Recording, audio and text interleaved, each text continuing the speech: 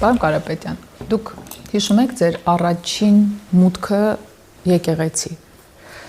հայ առաքելական եկեղեցու մասին եմ խոսում, որպես հավատավոր, որտեղ էր, ինչ զգացիք այդ օրը, կապը, երբ զգացիք։ Լավ հիշում եմ այդ օրը, չնայած շատ փոքր եմ եղել, ինձ կնկելու օրն էր։ Քանի տարեկան էիք։ Շատ փոքր, 1-2, բայց լավ հիշում եմ այդ օրը, ամեն ինչն եմ հիշում։ Բայց եկեղեցու հետ հիմնական կապը ստեղծվել է Տաշիրում, երբ ես հայտնաբերեցի ինձ համար, որ երևի Հայաստանի միակ շրջանն է, որը չունի իր եկեղեցի։ Որը չունի եկեղեցի։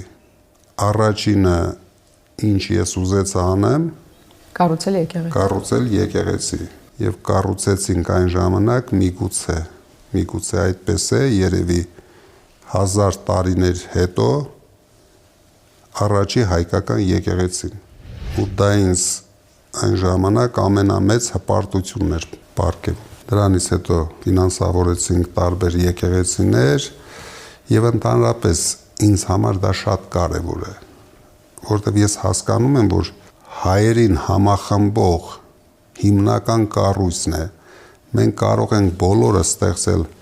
հասարակական կազմակերպություններ, համաշխարհային հայկական կոնգրես, բայց միևնույն է, հայերը համախմբվում են եկեղեցու շուրջ։ Ինչի համար ինձ նույնիսկ ցավ էր պատճառում, երբ այս խմբակը հարձակվեց հայ առաքելական Սուրբ եկեղեցու վրա։ Ես նույնիսկ չէի կարողանում հավատալ ու պատկերացնել, որ մեր աչքի առաջ այսպիսի բան հնարավոր է, որ հայ մարդը հարձակվում է հայ եկեղեցու վրա։ Դրանից հետո հետևեց ինքնությունների վրա հարձակումը, ինչը որ բերեց, հասցրեց ինձ այս վիճակին։ Հայ լինելը ազգություն է, թե որոշում։ Հայ լինելը հպարտություն է։ Դուք Տաշիրի հետ երբեք կապը չեք կորցրել։ Ամբողջությամբ վերակառուցել եք, վերանորոգել եք դպրոցներից մինչև մշակույթի տուն, որը ակտիվ գործում է։ Սա ինչ էր, ուղղակի շնորհակալություն այն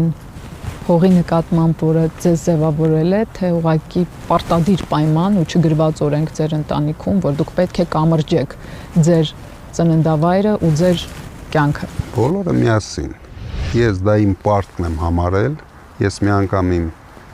ելույթներից մեկում ասել եմ դա, առաջ երթին դա նրանից էր, որ երբ ես ընդունվել էի ինստիտուտ, Կալինինոյի մասին գիտեին դասախոսների մոտավորապես 50%-ը։ Իսկ այն դասախոսները, որոնք չէին հասկանում որտեղ է Կալինինոն, իրենք շատ անզգույշ ու ագրեսիվ էին պահում, երբ հարցնում էին դու որտեղից ես, որ ասում էի Կալինինոյից եմ, առհամարական դա որն է Կրասնասելսկն է, թե ինչ որ բան հարցեր էին տալիս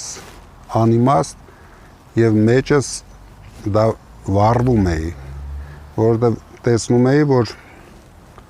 կողքից քյավարցիները ինչքան իրանց լավ են զգում։ Քյավարցիներին բան չասեք, պարոն Կարապետյան, այստեղ կոնկրետ ներկայացուցիչ կա։ Ես քյավարցիներին միշտ գովել եմ,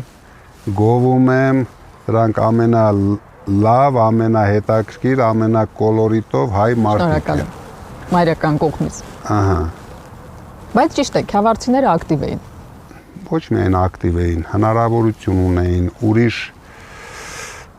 ավելի հարուստ էին, ավելի առատաձեռն էին եւ ուսանողության մեջ բացարձակ առավելություն ունեին բոլորի նկատմամբ։ Նորմալ մարդիկ էլ։ Հա։ Դրա համար այդ ժամանակվանից իմ մեջ կար այդ զգացմունքը, որ զարգացնեք Տաշիրը։ Մենք դրա համար հենց մեր գլխավոր խմբի անունը ես դրեցի Տաշիր, որ փորձեմ ոչ միայն դասախոսները իմանան դրա մասին, փորձեմ ամբողջ աշխարհում իմանան դրա մասին, ինչը որ ընթացքում մեզ հաջողվեց, ինձ թվում է անել։ Պարոն Կարապետյան, երբ է սկսվում բիզնեսմենը ու երբ է ավարտվում մարդու մեջ։ Բիզնեսմենը կարող է չավարտվել որպես մարդ, եթե ունի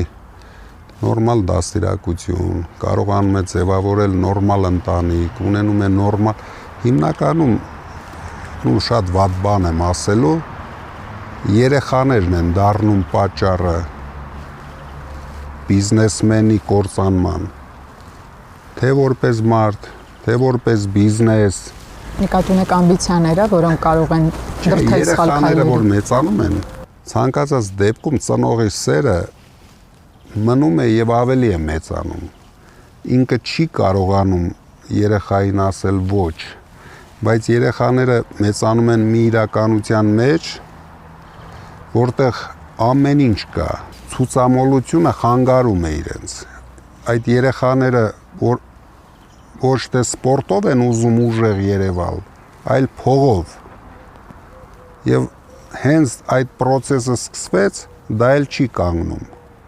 Անպայման մի փորձանքից հաջորդ փորձանքն է բերում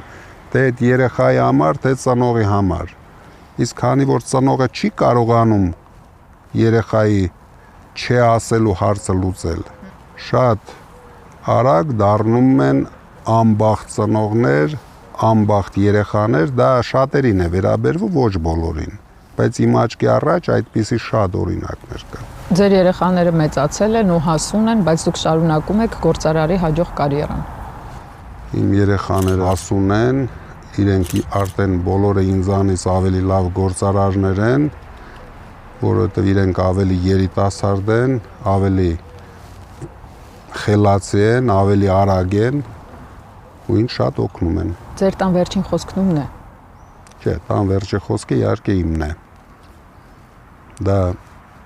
չի քննարկվում։ Ոչ։ Այսինքն ես առաջարկում եմ, տուն ասացինք, գնանք ներս ու շարունակենք մեր զրույցային տեղ, բայց մինչև գնալը մի բան հարցնեմ, որովհետև այնտեղ հանդիպելու ենք Տիկին Էթերին, քանի թաքուն ենք այստեղ հարցնեմ։ Ինչն եք ամենաշատը սիրում Տիկին Էթերի մեջ։ Չնայած ինքը շատ ուժեղ կին է, համեստությունը ու խելացիությունը։ Տիկին Էթերի 38 տարի է Կարապետյան եք։ Այո, 38 տարի։ Ինձ կպատմեք ոնց հանդիպեցիք առաջին անգամ եւ երբ։ Հիշում եք։ Կարելի է ես պատմեմ, որովհետև մեր մոտ այդ պատմությունը շատ կարևոր է։ Շատ հետաքրքիր չէ, Սամվել, պետք չի մի պատմել։ Չէ, պատմեք ու ինչպես որ եղել է։ Ինչ որ եղել է, ես պատմեմ, որովհետև ինքը դա չի պատմելու, իրան ձեռնտու չի։ Ինչի, ասեք։ Ասա։ Ես ապրում էի գյուղում,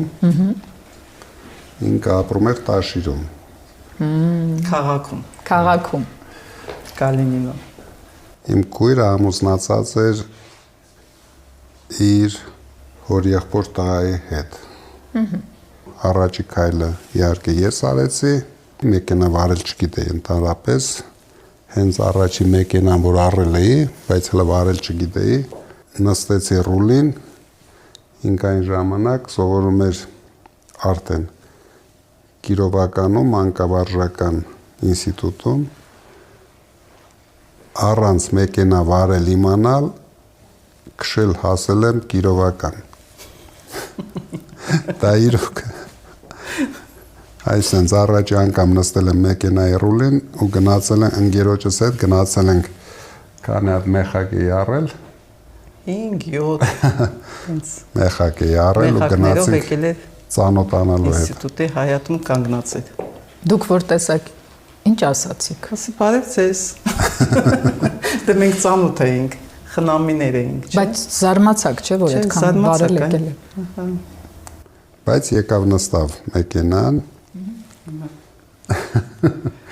Դե հիմա ճիշտ կամ ճիշտ պետք է ասենք կամ ճիշտ։ Տիկին Էթերի քանի տարի եք ամուսնացած։ 38 տարի։ Ես արդեն հիշում եի, ուղղակի ուզեցի, որ դուք նորից լսեք։ Վաղուց ամեն ինչ բանից անցել է։ Հիմա այս պատմությունը մեկը պետք է պատմեն, լսենք մենք։ Սամվելը պատմանեց, ոնց որ այնքան է տենց պատմել, որ մենք էլ ենք հավատում արդեն։ Դուք պատմեք ձեր տարբերակը, ես սիրով կդնեմ ձեր տարբերակը։ Երկար եկել է Կիրովական, հանդիպել ենք մի տարի հետո նշանվել ենք, ամուսնացել ենք եւ այսքան տարի միասին ենք կողք կողքի։ Տիկին Էթերի, պարոն Կարապետյանը խոսքի մեջ նշեց, որ դուք շատ ուժեղ եք եւ դրան ավելացրեց, որ դուք համեստ եք։ Եվ ես ուզում եմ հասկանալ, ոնց կարող է մարդը լինել ուժեղ ու համեստ միևնույն ժամանակ, օգնել ու չխանգարել միևնույն ժամանակ, լինել թիկունքին ամուր կանգնած ու էլի չխառնվել միևնույն ժամանակ։ Այդ հատկանիշը Սամվելն է ինձ սովորացրել։ Ուժեղը դա երևի ծնվում են ուժեղ, մարդիկ ծնվում են տենց, իսկ որ չխանգարենք իրար, ինքը ոչ մի անգամ ինձ չի խանգարել, ոչ մի անգամ ես չեմ խանգարել, տենց միասին համերաշխ ապրել ենք, ապրում ենք։ Իսկ ինչն է իր մեջ ձեզ բարկացնում, այն որ կենցաղում, դե լավ էլի, Սամվել էս ինչ է, կան չէ։ Չափազանց բծախնդրությունը ամեն ինչի մեջ։ Իհարկե ես հասկանում եմ, որ դա շատ կարևոր հատկանիշ է ընտանիքի համար, գործի մեջ, բայց տենց էլ ապրում ենք Սամվելի բծախնդրությունով ամեն ինչի մեջ։ Տիկին Էթերի աշխարհում միլիարդատերեր շատ չեն։ Եվ ձեր ամուսինը ազգությամբ հայ, հայախոս, հայրենասեր, այդ քիչ գոյություն ունեցող միլիարդատերերից է։ Ինձ համար հետաքրքիր է, երբ որ նա ուներ սիմվոլիկ գումար իր գրպանում եւ երբ արդեն անցել էր զրոների քանակը, դուք նույն մարդու հետ եք, թե ամեն դեպքում նրանք փոխվեցին։ Գումարները, փողերը, ոչ մի բանը մեր ընտանիքում ոչ մեկից չի փոխել, ոչ Սամվելին, ոչ ինձ, ոչ իմ երեխաներին։ Դա ընդամենը միջոց է։ Լավ ապրելու միջոց է։ Սամվելին ոչ մի վարքյան, ոչ մի բանում չի փոխել դա։ Ձեր տան հիմնական համեղ ճաշը ո՞րն է, այն որ ընտանեկան ճաշը։ Ո՞րն է, Սամվել, ինչ ես սիրում, որ ես մենք պարտավոր ենք ասենք, իրեփած բոլոր ճաշերը համով են։ Այո։ Դա շատ կարևոր է, որովհետև ես շատ սիրում եմ, որ իմ ընտանիքի անդամները ուտում են այն, ինչ որ ես եմ պատրաստում։ Տիկին Էթերի բայց բաց թողեցիք։ Մենք